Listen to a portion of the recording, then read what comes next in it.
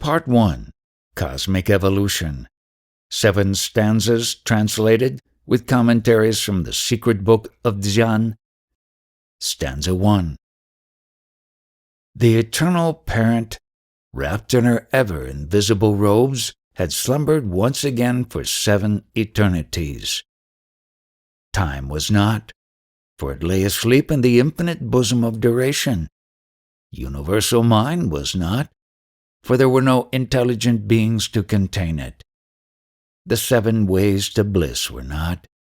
The great causes of misery were not, for there was no one to produce and to get ensnared by them. Darkness alone filled the boundless all, for Father, Mother, Son were once more one, and the Son had not yet awakened for the new wheel and his pilgrimage thereon. The 7 sublime lords, the creative spirits, and the 7 truths had ceased to be, and the universe, the sun of necessity, was immersed in the absolute to be out-breathed by that which is, and yet is not. Naught was. The causes of existence were no more. The visible that was and the invisible that is rested in eternal non-being, the one being. Alone, the one form of existence stretched boundless, infinite, causeless, in dreamless sleep, and life pulsated unconscious in universal space throughout that all-presence which is sensed by the opened eye of the seer. But where was the seer when the oversoul of the universe was absorbed in the absolute, and the great wheel was parentless, in its formless, eternal, absolute condition? Stanza II. Where were the builders, the luminous sons of the cyclic dawn?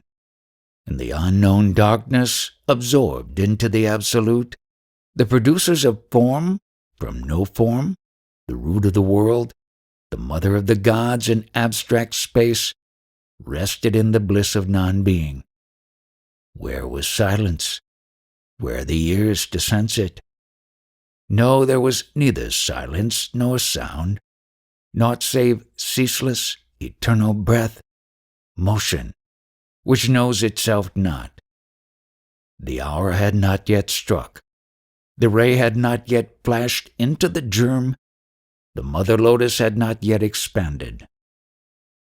Her heart had not yet opened for the one ray to enter, thence to fall as 3 into 4, into the lap of illusion. The 7 sons were not yet born from the web of light. Darkness alone was Father, Mother, primordial matter, and that was in darkness. These 2 are the germ, and the germ is one. The universe was still concealed in the divine thought and the divine bosom. Stanza III. The last vibration of the 7th eternity thrills through infinitude. The mother swells, expanding from within without, like the bud of the lotus. The vibration sweeps along, touching simultaneously with its swift wing the whole universe, and the germ that dwelleth in darkness, the darkness that breathes, moves over the slumbering waters of life. Darkness radiates light, and the light drops one solitary ray into the mother deep. The ray shoots through the virgin egg.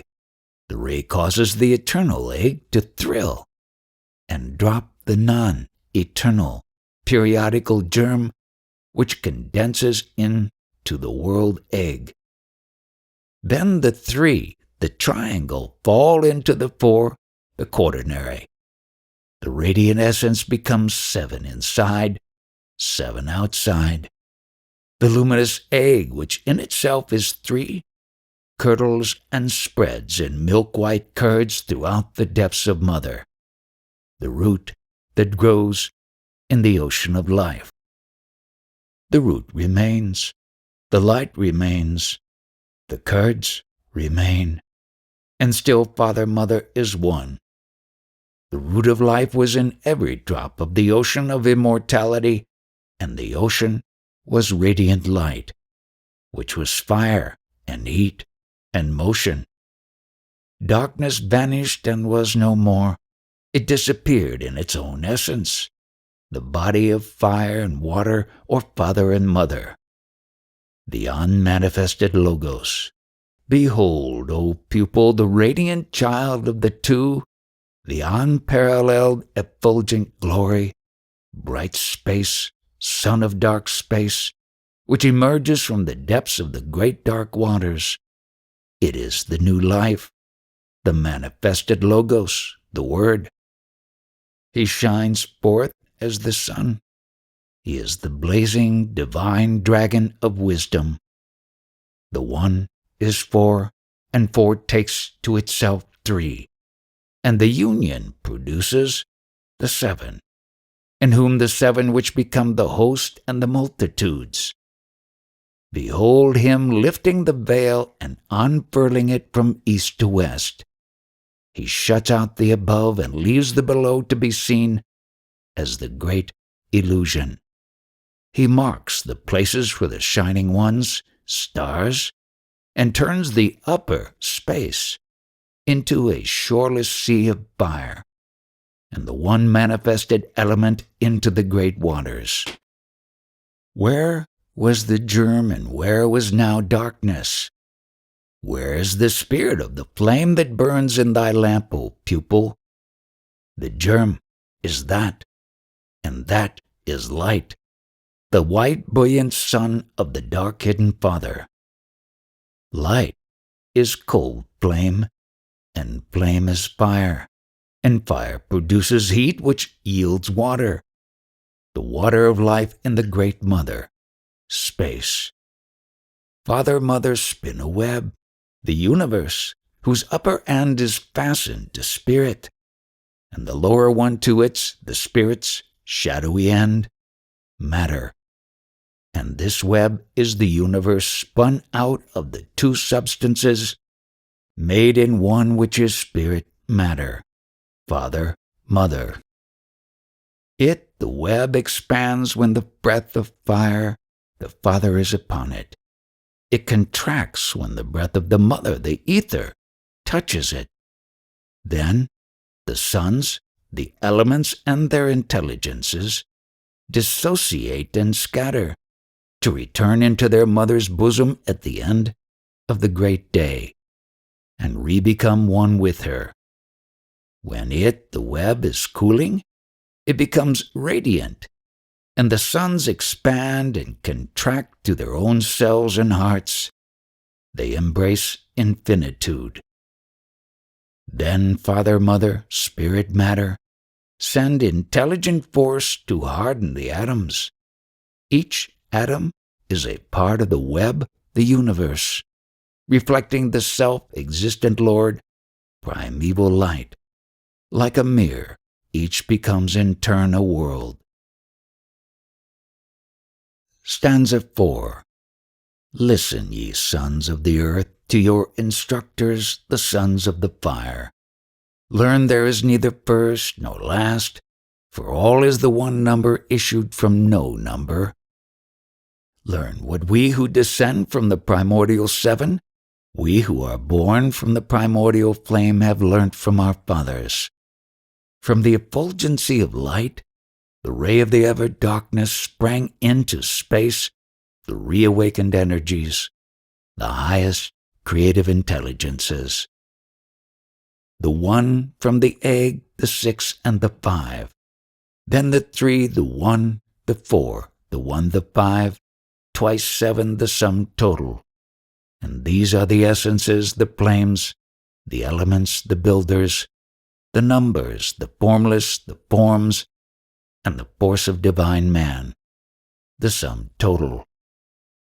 And from the divine man emanated the forms, the sparks, the sacred animals, and the messengers of the sacred fathers within the holy four. This was the army of the voice, the divine mother of the seven, creative nature.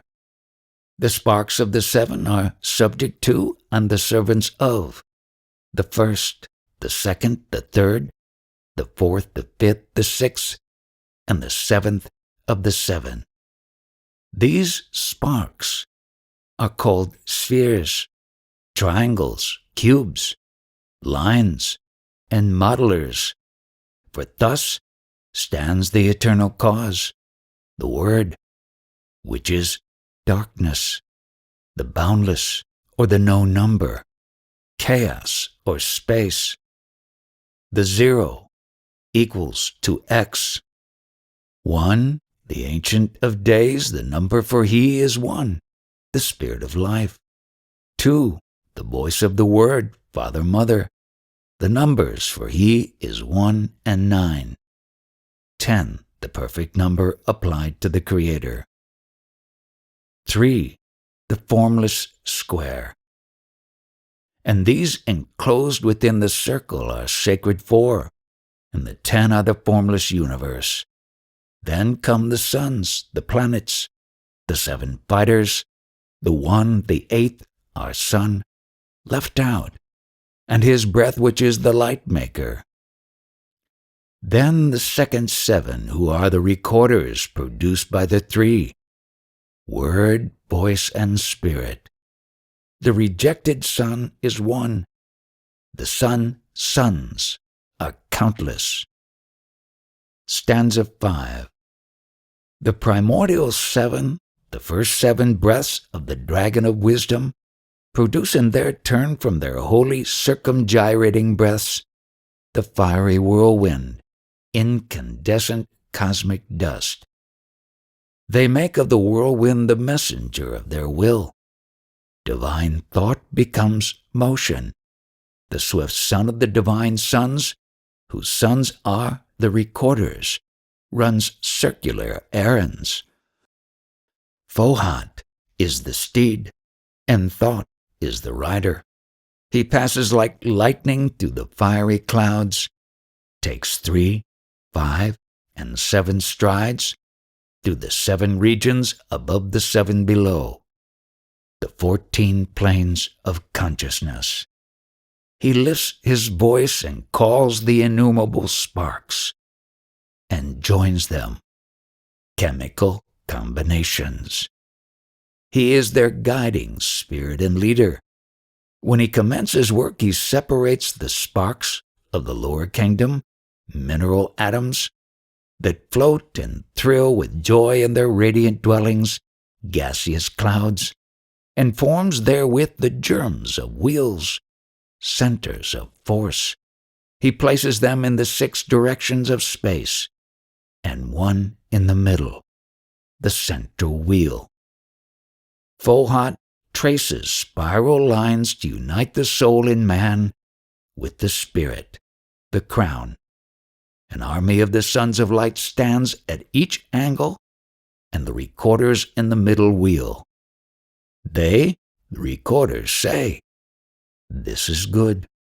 The first divine world is ready. The first is now the second world." Then the formless universe of thought reflects itself in the shadowy world of primal form, the intellectual plane, the first garment of the parentless. Fohat takes 5 strides, the higher states of consciousness, and builds a winged wheel at each corner of the square for the 4 holy ones and their armies, the mystic watchers, the angels of the cardinal points and their hosts. The recorders circumscribe the triangle, the first one, the eye, the cube, the second one and the pentacle within the egg, the star and the circle. It is the ring called pass not, infinity, for those who descend and ascend, as also for those who during the cycle of evolution are progressing towards the great day. Be with us, union with the divine. Thus were formed the formless world and the world of forms, from 1 light, 7 lights, from each of the 7, 7 times 7 lights, The wheels watch the ring. Stanza 6. By the power of the Mother of Mercy and Knowledge, the magic potency of sound in the universe, the triple, or mother, wife, and daughter, of the Logos, residing in the heaven of the divine voice, Fohat, the breath of their progeny, the son of the sons, the spirit of electricity which is life, having called forth from the lower abyss chaos, the elusive form of our universe and the seven elements. The swift and the radiant one, Fohat, produces the seven neutral points or centers, against which none will prevail to the great day. Be with us, and seats the universe on these eternal foundations, surrounding it with the elementary germs, atoms of science and monads of Leibniz. Of the seven elements, first, 1 manifested, 6 concealed, 2 manifested, 5 concealed, 3 manifested, 4 concealed, 4 produced, 3 hidden, 4 and 1 fraction revealed, 2 and 1/2 concealed, 6 to be manifested, 1 laid aside. Lastly, 7 small wheels revolving, one giving birth to the other, our planetary chain. He builds them in the likeness of older wheels, worlds of a previous cycle, placing them on the imperishable centers, neutral or zero points of force. How does Fohat build them? The constructive force of cosmic electricity. He collects the fiery dust. He makes balls of fire, runs through them and round them, infusing life thereinto, then sets them in motion, some one way, some the other way. They are cold. He makes them hot. They are dry. He makes them moist. They shine. He fans and cools them. Thus acts Fohat on one twilight to another during 7 eternities. Universal cosmogony ends here. The verses that follow relate only to our own solar system. At the 4th round or evolution of life and being on the 7 smaller wheels, the sons are told to create their images. 1/3 refuses, 2/3 obey. The curse is pronounced. Rather, the cause is generated.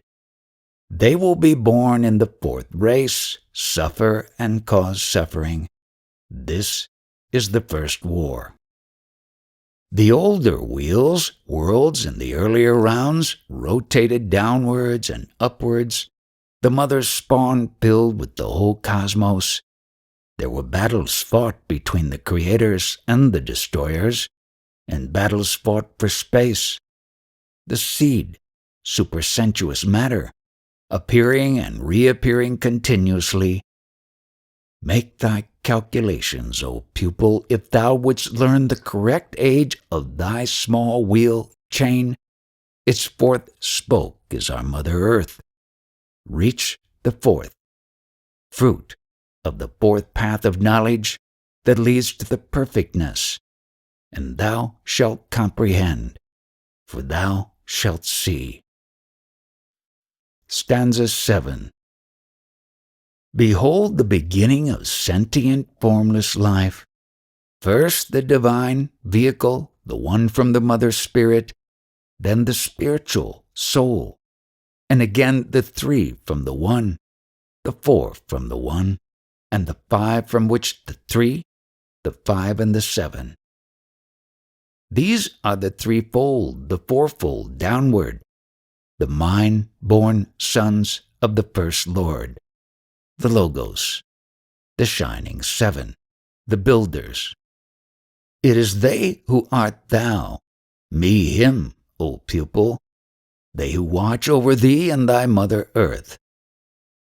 The one ray multiplies the smaller rays. Life precedes form, and life survives the last atom of form, the external body. Through the countless rays proceeds the life ray, the one, like a thread through many jewels. When the one becomes two, the threefold appears.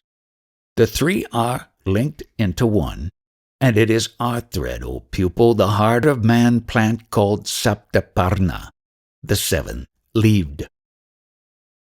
It, the one ray, is the root that never dies, the three-tongued flame of the four wicks. The wicks are the sparks that draw from the three-tongued flame, shot out from the seven, their flame, the beams and sparks of one moon reflected in the running waves of all the rivers of the earth. The spark, the monad, hangs from the flame by the finest thread of life. It journeys through the seven worlds of illusion, the globes and rounds. It stops in the first kingdom and is a metal and a stone. It passes into the second kingdom, and behold, a plant. The plant whirls through seven changes and becomes a sacred animal, the first shadow of physical man. From the combined attributes of these, man, the thinker, is formed. Who forms him? The seven lives and the one life. Who completes him? The fivefold spirit. And who perfects the last body? Fish, sin, and soma, the moon. Fish, sin, and soma make conjointly the three symbols of the immortal being. From the firstborn primitive man, the thread between the silent watcher and his shadow becomes more strong and radiant with every change, reincarnation. The morning sunlight has changed into noonday glory. This is thy present wheel, said the flame to the spark. Thou art myself, my image and my shadow. I have clothed myself in thee, and thou art my vehicle to the day. Be with us, when thou shalt re-become myself and others, thyself and me. Then the builders, having donned their first clothing, descended on radiant earth and reign over men who are themselves. Commentary on the 7 stanzas according to their enumeration in stanzas and verses. Stanza 1, verse 1. The eternal parent space, wrapped in her ever-invisible robes, had slumbered once again for 7 eternities. The parent space is the eternal, ever-present cause of all, the incomprehensible deity, whose invisible robes are the mystic root of all matter, and of the universe space is the one eternal thing that we can most easily imagine, immovable in its abstraction, and uninfluenced by either the presence or absence in it of any objective universe. It is without dimension in every sense and self-existent. Spirit is the first differentiation from the causeless cause of both spirit and matter. Thus, the robes stand for the nomenon of undifferentiated cosmic matter. It is not matter as we know it, but the spiritual essence of matter, and is co-eternal and even one with space in its abstract sense. It is also the source of the subtle, invisible properties in visible matter. It is the soul, so to speak, of the one infinite spirit, the primordial substance, which is the basis of the vehicle of all phenomena, whether physical, psychic, or mental. It is the source from which the ether of space radiates. By the 7 eternities, eons or periods are meant. The word eternity, as understood in Christian theology, has no meaning to the Asiatic ear. The term as used here means the 7 periods, or one period of equal duration, forming a great age or 100 years of Brahma, the total of 311 trillion and 40 billion of our years. These eternities belong to the most sacred calculations, and the key to these calculations cannot be given. Stanza I continued. Time was not, for it lay asleep in the infinite bosom of duration. Time is only an illusion, produced by the succession of our states of consciousness, and cannot exist where no consciousness exists, but lies asleep. The present is only a mathematical line, which divides that part of eternal duration which we call the future from the part which we call the past. Nothing on earth has real duration, for nothing remains without change for the billionth part of a second. And the sensation we have of the actuality of that division of time, known as the present, comes from the blurring of that momentary glimpse or succession of glimpses of things given us by our senses, as those things pass from the region of ideals that we call the future to the region of memories that we name the past. In the same way, we experience a sensation of duration in the case of the instantaneous electric spark by reason of the blurred and continuous impression on the retina. The real person or thing does not consist solely of what is seen at any particular moment, but is composed of the sum of all its various and changing conditions from its first appearance in the material form to its disappearance from the earth. Stanza I continued. Universal mind was not, for there were no celestial beings to contain, hence to manifest it. Mind is a name given to the sum of the states of consciousness, grouped under thought, will, and feeling. During deep sleep, thought ceases on the physical plane, and memory is in abeyance. Thus, for the time being, mind is not, because the organ through which the ego manifests thought and memory on the material plane has temporarily ceased to function. A nomenon can become a phenomenon on any plane of existence only by manifesting on that plane through an appropriate vehicle. And during the long night of the rest called pralaya, when all that exists is dissolved, the universal mind remains as a permanent possibility of mental action, or as that abstract, absolute thought of which mind is the concrete, relative manifestation. The celestial beings are the collective hosts of spiritual beings, the angelic host of Christianity, the Elohim and messengers of the Hebrews, who are the vehicle for the manifestation of the divine or universal thought and will. They are the intelligent forces that give to and act out in nature her laws, while acting themselves according to laws imposed upon them by still higher powers. But they are not the mere personifications of the powers of nature as erroneously thought. This hierarchy of spiritual beings, through which the universal mind comes into action, is like an army, a host truly, by means of which the power of a nation manifests itself, and which is divided into many grades, each with its separate individuality and its limited responsibilities, each contained in a larger individuality to which its own interests are subservient, and each containing lesser individualities in itself. Stanza I continued. The 7 ways to bliss were not, the great causes of misery were not, for there was no one to produce and get ensnared by them. There are 7 paths or ways to the bliss of non-existence, which is absolute being, existence, and consciousness. They were not, because the universe existed so far only in the divine thought. For it is the 12 causes of being. Each is the effect of an antecedent cause and a cause in turn to its successor.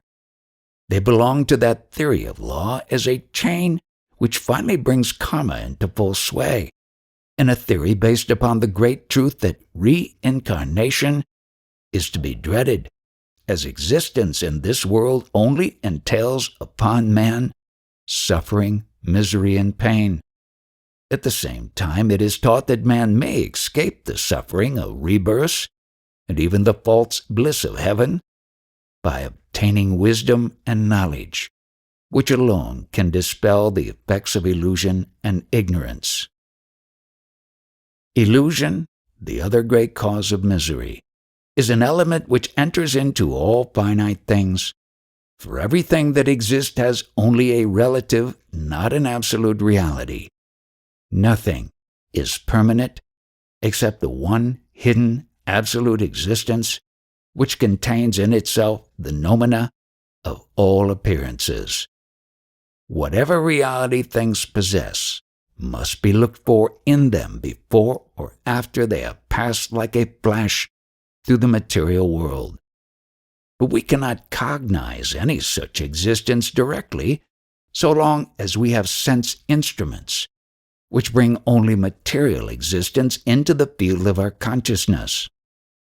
Whatever plane our consciousness may be acting in, the things belonging to that plane are for the time being our only realities. As we rise in the scale of development, we perceive that during the different stages through which we have passed, we mistook shadows for realities, and the upward progress of the ego is a series of progressive awakenings, each advance bringing with it the idea that now, at last, we have reached reality, but only when we shall have reached the absolute consciousness and blended our own with it, shall we be free from the delusions produced by illusion. Stanza I continued, Darkness alone, filled with the boundless all, for father, mother, and son were once more one, and the son had not yet awakened for the new wheel and his pilgrimage thereon. Darkness is father-mother. Light, their son, says an old Eastern proverb. Light is inconceivable except as coming from some source, and as in the instance of primordial light, that source is unknown. We therefore call it darkness. The eternal matrix in which the sources of light appear and disappear. Nothing is added to darkness to make it light, or to light to make it darkness, on this our plane. They are interchangeable, and scientifically light is but a mode of darkness, and vice versa. Yet both are phenomena of the same noumenon, which is absolute darkness to the scientific mind, and but a gray twilight to the perception of the average mystic, though to the spiritual eye of the initiate it is absolute light. How far we discern the light that shines in darkness depends upon our powers of vision. What is light to us is darkness to certain insects, and the eye of the clairvoyant sees illumination where the normal eye perceives only blackness. When the whole universe was plunged in sleep, had returned to its one primordial element, there was neither center of luminosity nor eye to perceive light, and darkness necessarily filled the boundless all. The father-mother are the male and female principles in root nature, the opposite poles that manifest in all things on every plane of cosmos, or spirit and substance, in a less allegorical aspect, the resultant of which is the universe, or the sun. They are, once more, one. When during the night of dissolution all in the objective universe has returned to its one primal and eternal cause, and is held in solution in space, so to speak, to differentiate again, and crystallize anew at the commencement of the new day, or period, of active life. In esoteric parlance, the universe is Father, Mother, Son, or spirit, soul, and body at once, each personage being symbolical of an attribute and each attribute or quality being a graduated efflux of divine breath in its cyclic differentiation, involutionary and evolutionary. In the cosmos physical sense, it is the universe, the planetary chain, and the earth. In the purely spiritual, the unknown deity, planetary spirit and man, the son of the two, the creature of spirit and matter, and a manifestation of them in his periodical appearances on earth during the various great cycles of existence. Stanza I continued.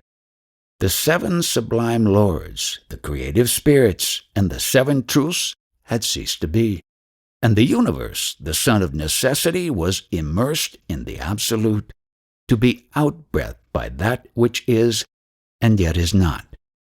Naught was. The seven sublime lords are the seven creative spirits, who correspond to the Hebrew Elohim, and watch successively over one of the rounds and the root races of our planetary chain. Out of the seven truths and revelations, or rather revealed secrets, 4 only have been given us, as we are still in the 4th round, and the world also has had only 4 Buddhas so far. This is a very complicated subject and is exhaustively treated in Volume 3 of the Secret Doctrine. So far, there are only 4 truths and 4 Vedas, say the Hindus and Buddhists. For a similar reason, Irenaeus insisted on the necessity of 4 Gospels. But as every new root race at the head of a round must have its revelation and its revealers, the next round will bring the 5th, the following the 6th, and so on. This refers to the absolute perfection to which all existences attain at the close of a great cycle of activity, and in which they rest. The absolute out-breath, this refers to the absolute perfection to which all existences attain at the close of a great cycle of activity, and in which they rest during the succeeding period of repose. It is absolute, however, and only in a relative sense, for it must give room to still further absolute perfection, according to a higher standard of excellence in the following period of activity. Just as a perfect flower must cease to be a perfect flower and die in order to grow into a perfect fruit. The Secret Doctrine teaches the progressive development of everything, worlds as well as atoms, and this stupendous development has neither conceivable beginning nor imaginable end. Our universe is only one of an infinite number of universes, all of them sons of necessity, because links in the great cosmic chain of universes, each one standing in the relation of an effect as regards its predecessor, and of a cause as regards its successor. The appearance and disappearance of the universe are pictured as an out-breathing and in-breathing of the great breath, which is eternal, and which, being motion, is one of the 3 aspects of the absolute, abstract space and duration being the other 2. When the great breath is projected, it is called the divine breath, and is regarded as the breathing of the unknowable deity, the one existence, which breathes out a thought, as it were, that becomes the cosmos. So when the divine breath is inspired again, the universe disappears into the bosom of the Great Mother, who then sleeps, wrapped in her invisible robes. By that which is and yet is not is meant the great breath itself, which we can only speak of as absolute existence, but cannot picture to our imagination as any form of existence that we can distinguish from absolute non-existence. The three periods, present, past, and future, are, in the esoteric philosophy, a compound time, for the three are a composite number only in relation to the phenomenal plane, but in the realm of noumena have no abstract validity.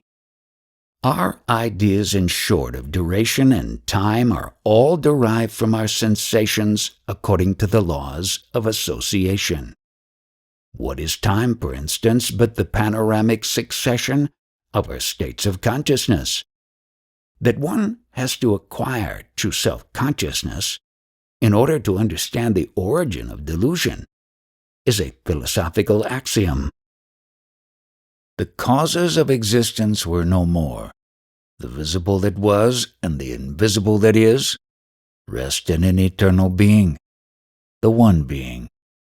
The causes of existence mean not only the physical causes known to science, but the metaphysical causes, the chief of which is the desire to exist, an outcome of law and illusion. This desire for a sentient life shows itself in everything from an atom to a sun, and is a reflection of the divine thought propelled into objective existence, into a law that the universe should exist. According to esoteric teaching, the real cause of that supposed desire, and of all existence, remains forever hidden, and its first emanations are the most complete abstractions mind can conceive. These abstractions must of necessity be postulated as the cause of the material universe, and they underlie the secondary and subordinate powers of nature, which have been worshipped as gods by the common herd of every age. It is impossible to conceive of anything without a cause. The attempt to do so makes the mind a blank. This is virtually the condition to which the mind must come at last. When we try to trace back the chain of causes and effects, both science and religion jump to this condition of blankness much more quickly than is necessary, for they ignore the metaphysical abstractions which are the most conceivable cause of physical concretions. These abstractions become more and more concrete as they approach our plane of existence, until finally they take form as the material universe, by a process of conversion of metaphysics into physics, analogous to that by which steam can be condensed into water, and water frozen into ice. The idea of eternal being, which is the one being, will seem a paradox to anyone who does not remember that we limit our ideas of being to our present consciousness of existence, making it a specific instead of a generic term. An unborn infant, could it think in our acceptation of the term, would necessarily limit its conception of being to the intrauterine life which alone it knows. And were it to endeavor to express its consciousness, the idea of life after birth, death to its idea, would probably, in the absence of all knowledge on the subject, express that life as non-being, which is real being. In our case, the one being is the noumenon of the noumena that we know must underlie phenomena, and give them whatever shadow of reality they possess, but which we have not the senses or the intellect to cognize at present.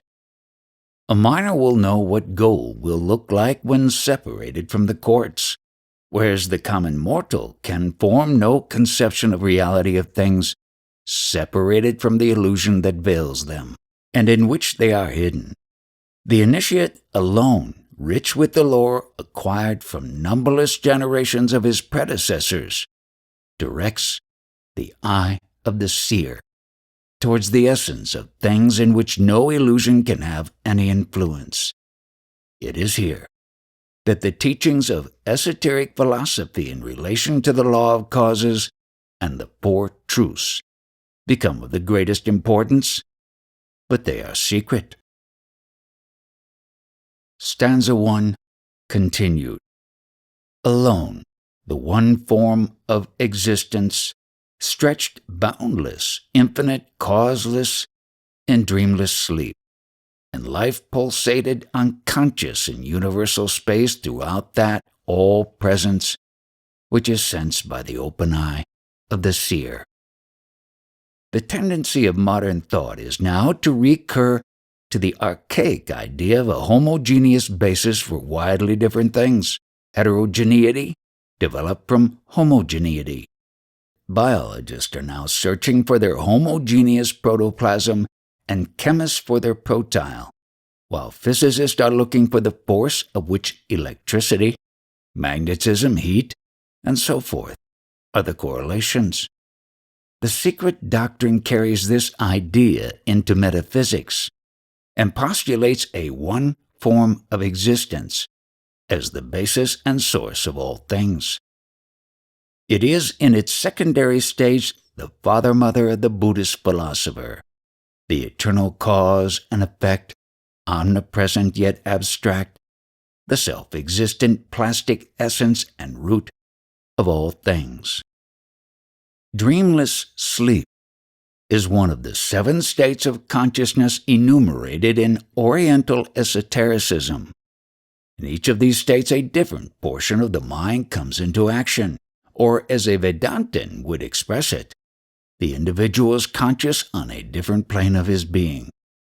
The term dreamless sleep is in this case applied allegorically to the universe, to express a condition somewhat analogous to that state of consciousness in man, which not being remembered when he wakes seems a blank, just as the sleep of the mesmerized subject seems to him a blank when he returns to his normal condition, although he has been talking and acting like a conscious person. The seer here means a purified soul, one who has become a Mahatma, so-called. His opened eye is the inner spiritual eye of the seer, and the faculty which manifests through it is not ordinary clairvoyance, the power of seeing at a distance, but rather the faculty of spiritual intuition through which direct and certain knowledge is attainable. This faculty is intimately connected with the third eye. Fuller explanations will be found in Book 2. Stanza I, continued. But where was the seer when the oversoul of the universe was absorbed in the Absolute, and the great wheel was parentless?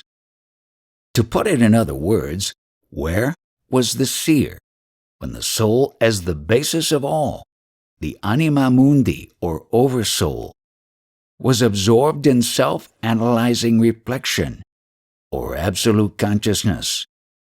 Absolute consciousness, which is only termed unconsciousness in the absence of any element of personality, transcends human conception. Man is powerless from the very constitution of his being to raise the veil that shrouds the majesty of the Absolute. Only the liberated spirit is able faintly to realize the nature of the source, whence it sprang, and whither it must eventually return. The matter-moving nous, the animating soul, immanent in every atom, manifested in man, latent in the stone, has different degrees of power, and this pantheistic idea of a general spirit soul pervading all nature is the oldest of all the philosophical notions. Nor was the archeus a discovery of Paracelsus, nor of his pupil von Helmont, for it is again the same archeus or Father Ether, the manifested basis and source of the innumerable phenomena of life, which is localized as the Oversoul. Esoteric philosophy teaches that everything lives and is conscious, but not that all life and consciousness are the same, even in human beings and animals. Life we look upon as the one form of existence, manifesting in what is called matter, or, as in man, what incorrectly separating them, we name spirit, soul, and matter. Matter is the vehicle for the manifestation of the soul or mind on this plane of existence, and soul is the vehicle on a higher plane for the manifestation of spirit, and these three are a trinity synthesized by life, which pervades them all. The idea of universal life is one of those ancient conceptions which are returning to the human mind in this century as a consequence of its liberation from the anthropomorphic theology. Science, it is true, contents itself with tracing or postulating the signs of universal life, and has not yet been bold enough even to whisper anima mundi. The idea of crystalline life, now familiar with science, would have been scouted a century ago. Botanists are now searching for the nerves of plants. Not that they suppose that plants can feel or think as animals do, but because they believe that some structure bearing the same relation functionally to plant life that nerves bear to animal life is necessary to explain vegetable growth and nutrition. It hardly seems possible that science can disguise from itself much longer by the mere use of such terms as force and energy the fact that things that have life are living things, whether they be atoms or planets. The term parentless, or without progenitors, is a mystical designation having several meanings in the Eastern philosophy. By this name, celestial beings are generally referred to. The mystery in the hierarchy of the parentless is great, its apex being the universal spirit soul, and its lower rungs the human Buddhas. And even every soul-endowed man has in him the latent possibility of belonging to it. Hence, when speaking of the universe in its formless, eternal, or absolute condition of latent potencies, before it was fashioned by the builders, the expression is used, the universe was parentless. Stanza II, Commentary. Where were the builders, the luminous sons of the cyclic dawn? In the unknown darkness, absorbed into the absolute, the producers of form from no form, the root of the world, the mother of the gods and abstract space, rested in the bliss of non-being. The builders, the sons of cyclic dawn, are the real creators of the universe. And in this philosophy, which deals only with our planetary system, they, as its architects, are also called the watchers of the seven spheres, which exoterically are the seven planets, and esoterically are the seven spheres or planes of existence of our Earth, also called the globes of our chain. The Absolute is the summum bonum, and is that state which leads one to appreciate correctly the full meaning of non-being, which, as explained, is absolute being. But there is a great difference between conscious and unconscious being. The condition of absorption into the Absolute without the self-analyzing consciousness would be not bliss, but simply extinction for 7 eternities. It is only with a mind clear and undarkened by personality and assimilation of the merit of manifold existences devoted to the whole living and sentient universe that one gets rid of personal existence, merging into, becoming one with, the Absolute, and continuing in full possession of self-consciousness. Stanza II, continued. Where was silence? Where were the ears to sense it? No, there was neither silence nor sound, naught save ceaseless, eternal breath, motion, which knows itself not. The idea that things can cease to exist and still be is a fundamental one in Eastern psychology. A familiar instance of a similar paradox is afforded by chemical combinations. The question whether hydrogen and oxygen cease to exist when they combine to form water is still a moot one, some arguing that since they are found again when the water is decomposed, they must have been there all the while.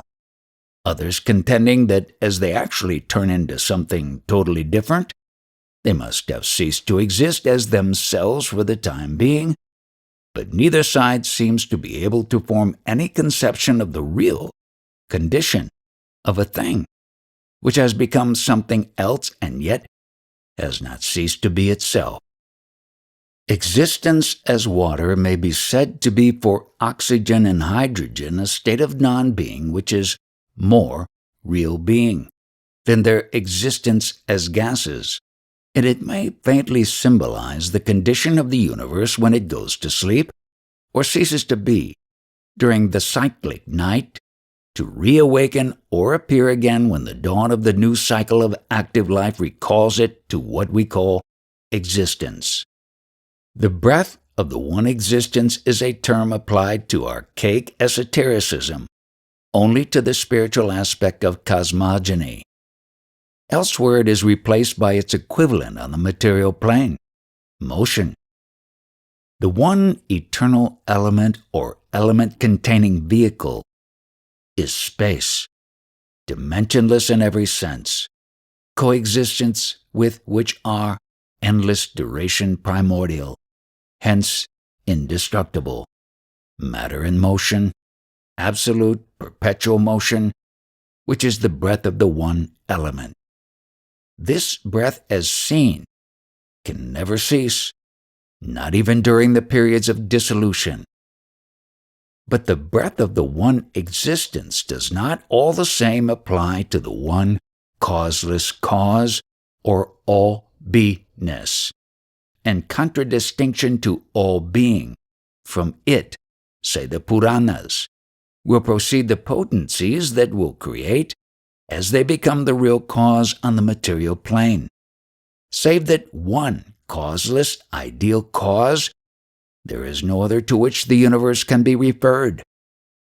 To know itself or oneself necessitates consciousness and perception, both limited faculties. Hence the eternal breath which knows itself not.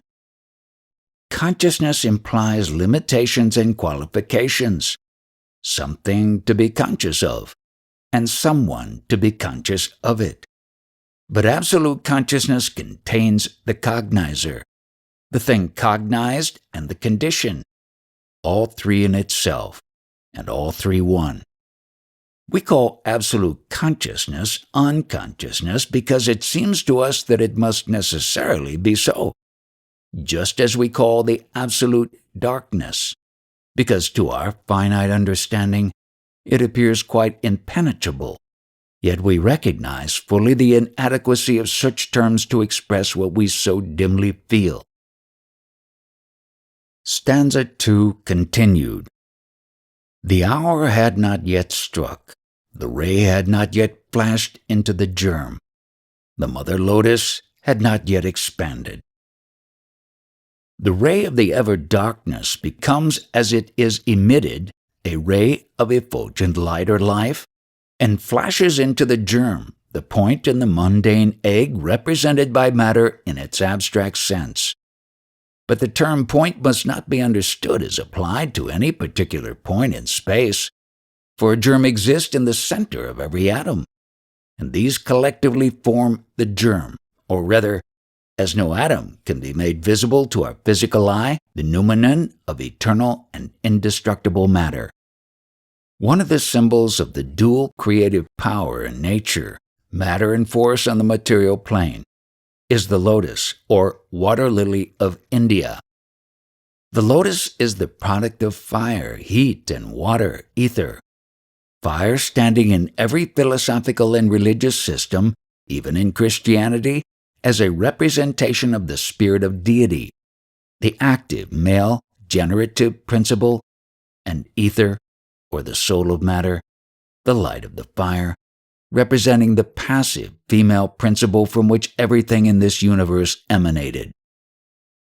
Hence, ether or water is the mother and fire is the father. Sir William Jones, and before him archaic botany, showed that the seeds of the lotus contain, even before they germinate, perfectly formed leaves, the miniature shape of the fully developed plant. Nature thus giving us a specimen of the preformation of its productions, the seeds of all phanerogamous plants, bearing proper flowers containing an embryo plantlet already formed. The lotus is moreover a very ancient and favored simile for the cosmos itself and also for man. The popular reasons given are first the fact just mentioned, that the lotus seed contains within it a perfect miniature of the future plant, which typifies the fact that the spiritual prototypes of all things exist in the immaterial world before they become materialized on earth. And secondly, the fact that the lotus plant grows in the water, having its root in the mud and bearing its flower in the air above. The lotus thus typifies the life of man and also that of the cosmos. But the secret doctrine teaches that the elements of both are the same, and that both develop in the same direction. The root of the lotus sunk in the mud represents material life. The stalk, passing up through the water, typifies existence in the astral world, and the flower floating on the water and opening to the sky is emblematic of spiritual being. Stanza II continued. Her heart had not yet opened for the one ray to enter, thence to fall as 3 into 4 into the lap of illusion. The primordial substance had not yet passed out of the pre-cosmic latent condition, or even become, so far to man, invisible protyle of science. But as the hour strikes and it becomes receptive of life, impulse of the divine thought, the logos, or the male aspect of the oversoul, its heart opens. It differentiates, and the 3, Father, Mother, Son, are transformed into the 4. Herein lies the origin of the double mystery of the Trinity and the Immaculate Conception. The first and fundamental doctrine of occultism is universal unity, or homogeneity, under 3 aspects. If thou wouldst believe in the power which acts within the root of a plant, or imagine the root concealed under the soil, thou hast to think of its stalk or trunk, and of its leaves and flowers. Thou canst not imagine that power independently of those objects. Life can be known only by the tree of life. The idea of absolute unity would be impossible for us to conceive had we not something concrete before our eyes to contain that unity. And the deity, being absolute, must be omnipresent. Hence, not an atom but contains it within itself. The roots, the trunk, and the branches are 3 distinct objects, yet they are one tree. The Kabbalists say, the deity is one because it is infinite. It is triple because it is ever manifesting. This manifestation is triple in its aspects, because it requires, as Aristotle has it, 3 principles for any natural body to become objective: privation, form, and matter. Privation meant in the mind of the great philosopher that which the occultists mean by the prototypes impressed upon the astral light, the lowest plane and world of anima mundi, or oversoul. The union of these 3 principles depends upon a 4th, the life which radiates from the summits of the unreachable to become a universally diffused essence on the manifested planes of existence. And this quaternary, the Trinity of Father, Mother, Son as a unity, and the manifested life as the complete quaternary, has been the means of leading to the very archaic idea of Immaculate Conception, now finally crystallized into a dogma of the Christian Church, which has carnalized this metaphysical idea beyond all limits of common sense. For one has but to read the Kabbalah and study its numerical methods of interpretation to find the origin of that dogma. It is purely astronomical, mathematical, and preeminently metaphysical. The male element in nature, personified by the male deities and logoi, is born through, not from, an immaculate source, personified by the mother, because that male, having a mother, cannot have a father, the abstract deity being sexless and not even a being, but beingness, or life itself. The mystery enacted according to the seers on the divine plane is repeated on earth. The Son of the Immaculate Celestial Virgin, or the undifferentiated cosmic protyle, is born again on earth as the son of the terrestrial Eve, our Mother Earth, and becomes humanity as a whole, past, present, and future. Above, the Son is the whole cosmos. Below, he is mankind. The triad or triangle becomes the tetractys, the perfect square. It is now in the lap of the great illusion, and between itself and the reality has the astral light, the great deceiver of man's limited senses, unless knowledge of the absolute truth come to the rescue. Stanza II continued. The 7 sons were not yet born from the web of light. Darkness alone was father, mother, primordial matter, and that was in darkness. The secret doctrine in the stanzas here given occupies itself chiefly, if not entirely, with our solar system, and especially with our planetary chain. The 7 sons, therefore, are the creators of the latter. This teaching will be explained more fully hereafter. In the original Svabhavat, the plastic essence that fills the universe, the root of all things, is the body of the soul and that which ether would be to Akasha, its informing principle. Chinese mystics have made of it the synonym of being. Stanza II continued. These two are the germ, and the germ is one. The universe was still concealed in the divine thought and the divine bosom. The divine thought does not imply the idea of a divine thinker. The universe, not only past, present, and future, which is a finite idea expressed by finite thought, but in its totality, the absolute being is that thought itself reflected in a secondary or manifest cause. Brahma, neuter, as the mysterium magnum of Paracelsus, is an absolute mystery to the human mind. Brahma, the male-female, its aspect and anthropomorphic reflection, is conceivable by blind faith, though rejected by human intellect when it attains its majority.